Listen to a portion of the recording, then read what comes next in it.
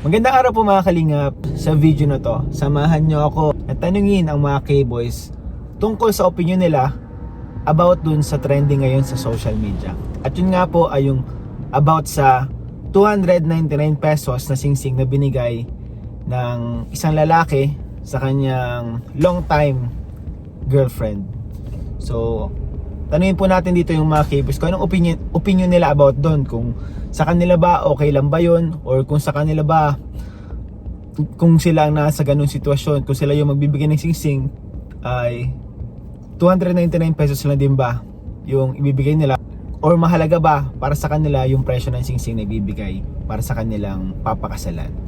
So ay mga kalingap, tara mga kalingap, samahan nyo ako kuhain ang opinion po ng mga K-boys. So let's go.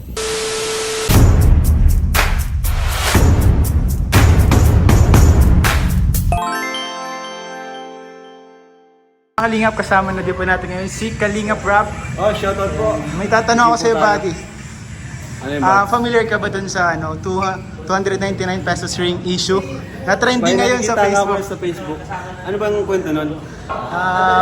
Yung isang lalaki nagbigay sa long-term girlfriend niya ng isang singsing na worth 299. Tapos? And yung girl ay parang nag-post siya, na-offend siya, parang na-hurt siya na 299 pesos lang yung binigay. Feeling niya yun lang yung worth niya. Ang tanong ko sa'yo, ano yung opinion mo dun sa issue na yun? 299 na worth ano? Kung para sa'yo, mahalaga ba yun? Or kung ikaw ba yung magbibigay? Ano, opinion ko kung ako yung magbibigay o kung ako yung bibigyan? Ay, siyempre tayo magbibigay tayo Oo, na. opinion mo kung ikaw yung magbibigay, and opinion mo din Kung dun sa part ng sa babae. sitwasyon na yun. Oo. Sa both sides. Para sa akin, dapat tingnan na natin yung sitwasyon eh. Depende sa sitwasyon eh. Siyempre, kung yung lalaki nyo nagbigay ng 299, wala namang kakayanan talaga magbigay ng bongga or mas mamahaling singsing. Para sa akin, di na siya kumbaga, di na siya mahalaga. Diba? Kasi paano kung pera niya lang sa bulsa, 500 pesos na lang, pero yung 299 doon binawas niya para bigay ng Malaking part yun. malaking part na yun. Kumpara mo naman sa isang milyonaryo, pero nagbigay ng worth 1,000 or 5,000. Doon ka na sa, sabihin, sa 299, mas malaki yung, yung, kumbaga, yung effort niya. And para sa akin naman, di naman yan mahalaga eh. Ano pa lang naman yan? Engagement ring pa lang naman. Ang mahalaga yung wedding ring. Saka tawag dyan. Depende nga sa sitwasyon. Kung kaya mo naman magbigay, pero sa akin, ako kasi, giver ako eh. Kung magbigay ako, gusto ko yung may quality, yung talagang, yung parang sa tingin ko ay talagang nag-effort ako. Yung best na. Yun sa akin yun depende po yan. Sa akin ganun. So kung mabigay ako, yung best ko na kaya kong ibigay. Pero iba-iba kasi tayo eh. Meron namang mga tao na mas practical sila sa ganung bagay. Mas inisip nila yung future. Kasi inisip nila yung mas importante yung bahay, yung lupa nila, mga ganun. Pero ba sa tingin mo ba, yung engagement ring, hindi naman talaga yun yun ba yung basihan kung kaya mong ibigay yung magandang future sa kanya? Ay, hindi naman yun. Hindi naman yun. Pero yun, basihan yun kung gaano kahalaga sa iyo ang isang tao. Para sa akin Ang mahalaga kasi yung pagbigay kung gaano siya kahalaga. Halimbawa, may pera ka naman, tapos nagbigay ka ng worth, ganun nga, 299. Pero kaya mo naman bumili ng di ba? Siya baga, ibig sabihin, masyado mo parang masyado mo tinipid yung yung special someone mo. Pero kung naman, kung ang pera mo lang sabi ko nga kanina, kung 500 pesos lang yung pera mo, tapos yung 299 doon, pinambili mo ng ng singsing, napakahalagang na yun, effort na yun para dun sa magbibigay. Sa fiancé mo, sa magiging sa binigyan mo ng singsing. So yun po, narinig po natin. So depende sa sitwasyon. Ang opinion ni Kalingap Rob, it depends on the situation at depende rin sa kakayanan ng magbibigay. Pero mali yung ginawa ng babae. Yung nag-post. Mali yung ginawa Mali ng yung nag-post. Pwede naman yung kausapin na lang di ba? Kung saktan siya, Kausapin niya first. Yun yung pagkakamali niya dun eh. Mali yun. Okay lang naman mag-set ng standards, pero hindi mo na, lalo na kung long term na sila. Saka, sila isipin niya rin yung sitwasyon nung nagbigay sa kanya, paano kung wala naman talagang pera. Kaya, sige ba, salamat ba sa iyong opinion, salamat sa iyo. So yung mga kalingap, salamat po. DJ po kami ngayon. Ito, tanongin mo. Kalingap, hihingi naman po natin ngayon ng opinion ni Dan about sa Sing Sing Girl, sa viral ngayon na Sing Sing trending. Pero ikaw bro, ano mo doon? Ano yung opinion mo doon sa issue na yun? Regarding dun sa pagbigay ng singsing kung yung halaga ganun.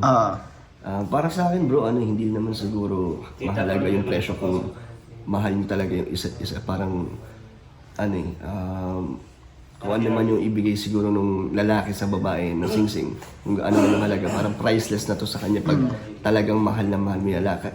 Diba nga, yung iba nga hindi na nag-i-engage, wala ng singsing, diretso kasal na kasi hindi na mahalaga sa kanila yun yung singsing, parang material lang naman yun na pangahawakan nyo. Mahalaga din naman yun para sa babae na may pinangahawakan siya na engage kayo. Pero kung talagang mahal niyo yung isa't isa, hindi na mahalaga kung ano pa yung halaga or saan man nanggaling yung singsing. Basta galing sa puso at pagmamahal, yun yung mahalaga, yun yung importante. So, yun lang, yun yung opinion ko bro. Parang, kahit anong ibigay sa'yo is, tatanggapin mo ng buong buo yan. Pag totoo yung pagmamahal niyo. Hindi ka titingin sa, sa presyo, kung original ba to or peke, yun. Ang mahalaga din yung binigyan na nga siya ng singsing, parang naghanap pa siya ng iba, no? Oo, parang parang gusto niya rin ma-secure ka, kaya yun, nag-effort siya magbigay. Kaya siguro, hindi man ganun kamahal or kung yun yung kakayanan niya. Pero at least, nagbigay siya ng assurance na talagang ikaw ang gusto niya mapapakasalan. Ayun. Salamat bro, salamat sa iyong opinion. Thank you bro. Aray, sakit mga kalingap. Kasama po natin ngayon si JJ. At si JJ po, ito po yung boyfriend po ni Kakay. Yun po yung kapatid ni Kalingap Prab. So, sasama ka ngayon bro sa vlog? Sasama ko. Ayun po mga kalingap, sasama. First time mo sumama bro? First time po sasama ni JJ mga kalingap. So JJ, may tanong ako sa'yo. Familiar ka ba dun about sa yung 299? Yung Yung sa engagement ring. sa engagement ring. Familiar ka dun sa na yun? Sa Sa issue na yun. issue na yun. So ikaw bro, anong opinion mo dun sa issue na yun, and kung ikaw ba yung magbibigay ng singsing 299, mahalaga ba sa'yo yung presyo? 299 din ba yung bibigay mo? Or ikaw, ano yung opinion mo dun sa issue na yun? Ako kasi, para sa akin, naintindihan ko both side eh. Para sa akin, yung sa lalaki kasi, yung story niya kasi, breadwinner kasi siya ng family. So ibig sabihin, marami siyang iniipon, marami siyang pinupundar, marami siyang tinutulungan. Siguro, may pinapaaral siyang mga kapatid. Tapos yung nanay at tatay niya, walang trabaho, kaya may sakit. Kaya naintindihan ko yung sitwasyon na baka yun lang yung napupundar niya, tatunay niya. Pero dun sa girl naman, hindi ko kasi mag-gets din eh. Baka may standard kasi na tinatawag yung babae. Na kung saan na mas gusto nilang mas elegante. Pero kung ako dun sa kanilang dalawa, sana napag-usapan nila yun muna. Kung ano yung estado ng buhay nila, kung ano ba yung kailangan gawin in terms na may ganong issue. Kasi nga, nakakahiya na pupunta pa sa social. Oo nga. Sa tingin ko, ang pagkakamali din naman yung pinost niya pa eh. Pinost nga. Dapat pinag-usapan na lang nga. Pag-usapan dapat. Saka, syempre, dun sa babae, baka kasi may mga mindset kasi yung babae na baka dahil ganun lang yung nabibigay, baka ganun lang din nabibigay sa kanilang family. Saka pag nagpamilya na sila kapag pinasal. Baka pagpapaaral ng anak nila, hindi na pupundar kasi nga walang pera. Parang tinutukoy na hindi sila ready pa. Hindi pa ready yung guy. Hindi pa ready. Parang hindi pa enough yung ipon. Hindi pa siya enough para magpakasal. Kasi Para syempre magpakasal. pag engagement ring, ibig sabihin niya papakasalan mo siya. Ibig sabihin kung 299 lang yung kaya mong ibigay, hindi mo pa kaya magpakasal. Hindi pa kaya magpakasal. Parang sa side ng babae, parang hindi pa ata enough yung time kaya yung para mag-ipon. So, bali ikaw, kung ikaw ang magbibigay ng singsing kay Kakay, kung ikaw ang magbibigay ng singsing, ikaw bro, anong klaseng singsing ang ibibigay mo? Ang bibigay ko, yung deserve niya syempre. Yung deserve niya. Yung deserve niya. Yung tipong mabibigla siya. Syempre, siyang tao eh, parang, siya kasi may love language niya is gift giving. So, grabe siya magbigay. So, in return, bibigyan ko siya ng mas deserve niya. Beyond that. Yan. So yung, kumbaga yung kaya mo. Yung kaya ko. Kung ay hindi lang sa kaya, pwedeng beyond pa Higatan mo doon. pa? Yan, higitan Ah. pa yun. Ganun ako mag-effort kung sakaling magbibigay sa kanya ng condition. Pero, siyempre, secretin kung kailan. Secret na yun. Secret na, secret. So yun, salamat JJ. Ang pumakalingap si JJ. Sasama ka na ba sa amin, bro? Sasama ka na ba Masama sa na ako sa inyo, Yun. regular. Sasama na po sa atin si JJ. Isa sa pinakabagong kasama ng Kalingap Boys, si JJ. Magkakaroon ka ba ng channel? Depende kay Kuya. Depende pa. Cameraman muna ako tapos may expose mo. Ano ba yung talents mo? Ano ba yung mga skills mo? Na edit ka ba? Na camera, magaling ka ba magkuha ng camera? Before kasi may channel na kasi kami. Oo, yung ang naman namin, ang pangalan ng channel namin, Kalingap Youth. Kalingap Oo, yun. Kalingap Youth. Meron na kaming channel before kaso nga may daming issue. Like yung sa PIN, nahirapan kami before. Okay. Tapos, yun nga, due to maraming workloads, tsaka nag-aaral pa din ako nun. Kaya hindi na nabibigyan ng pansin time. So yung mga Kalingap, abangan po natin si JJ kung magbablog mo siya. Support po natin siya. So, mga salamat bro, salamat. Thank you. Kalingap, kasama po natin si One TV Vlogs po. Isa sa pinaka-cute dito sa Kalingap. Ayun. Ang tawag po sa kanya ay babyface, no? Babyface ka daw, bro. Makinis Siya- makinis po. Siya po ang babyface ng Kalingap. Baby bro. Tignan ko bro.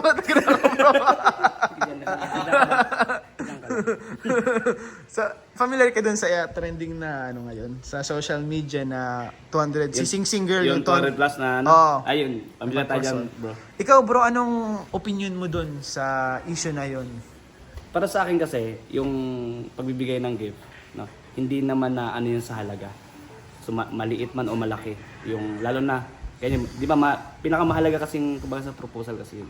Di ba parang, yung iba kasi, nagbabase dun sa, ay, ang mura naman binigay, ang mura ng halaga. Pero hindi dapat ganun.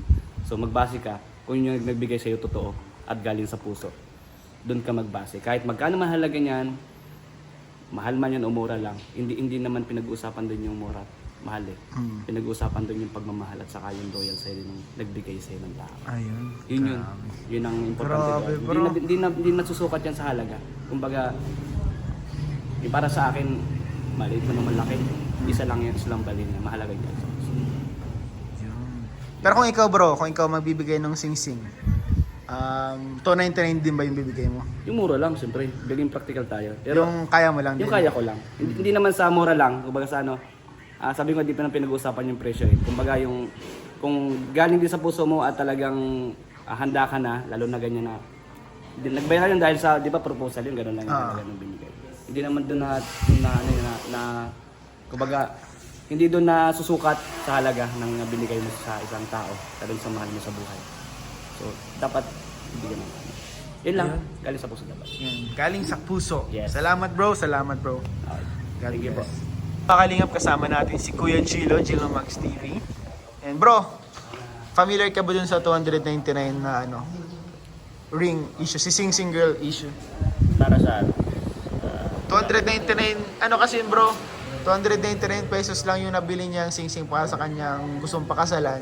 And naging issue yun dun sa babae, na hurt siya, parang mabigat sa loob niya. And pinost niya sa social media. And ayun, kung ikaw, dun sa ganung sitwasyon, anong opinion mo about sa pagbigay ng Sing-Sing sa taong papakasalan? Yung lalaki nagbigay. O lalaki nagbigay. Para sa akin is wala naman akong kaalam-alam dyan pero magbibigay ako ng aking opinion. Galing dyan. Para sa akin naman, hindi naman halaga yung kamurahan ng iyong binigay sa taong mahal mo. Basta ang mahalaga doon ay yung pagmamahalan ng bawat isa. Huwag kang tumitingin sa isang material na bagay dahil ang material na bagay ay nasisira yan. Nasisira yan. Ang pagmamahal ay hindi masisira at tiwala. Ang importante kasi dyan ang pagmamahalan at tiwala sa isa't isa. Yun ang mahalaga kasi yan naman ang nagpapatibay sa relasyon ng bawat mag-asawa o boyfriend.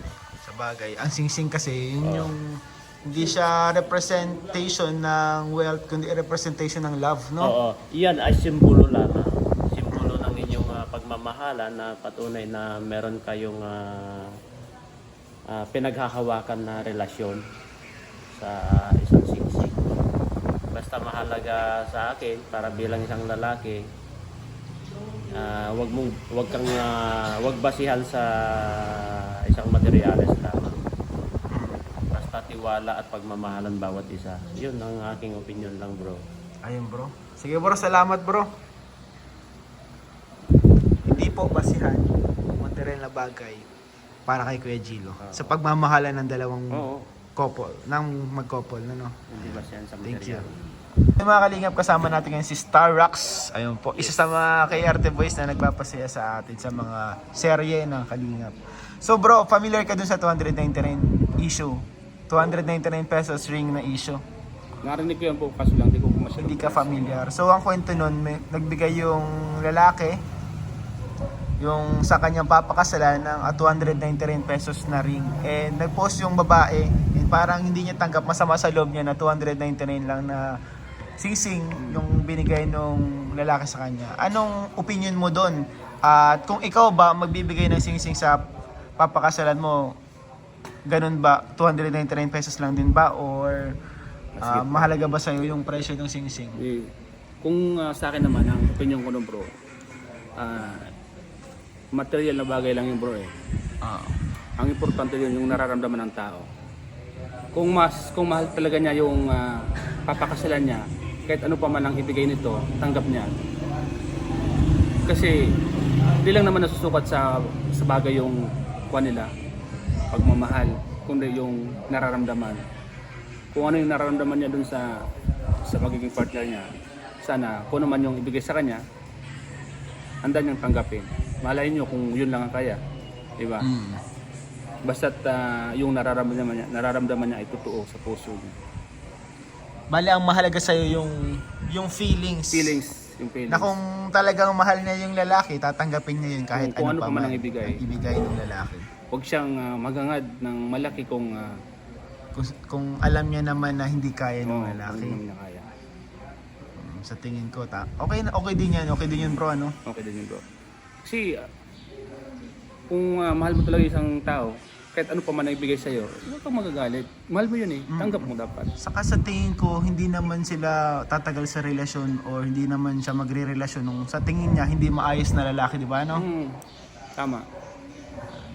Baka sa ngayon yun lang yung kaya niyang bilhin. O And baka may option pa, baka sinusubukan niya. baka. Sinusubukan niya. Try ko nga to. Pero meron siyang andang ibigay talagang special para doon sa Okay. May iba't iba kasing kwento na pwedeng ibang mangyari. kwento yan. Hindi natin alam. Kasi minsan mapanubok ang pan eh.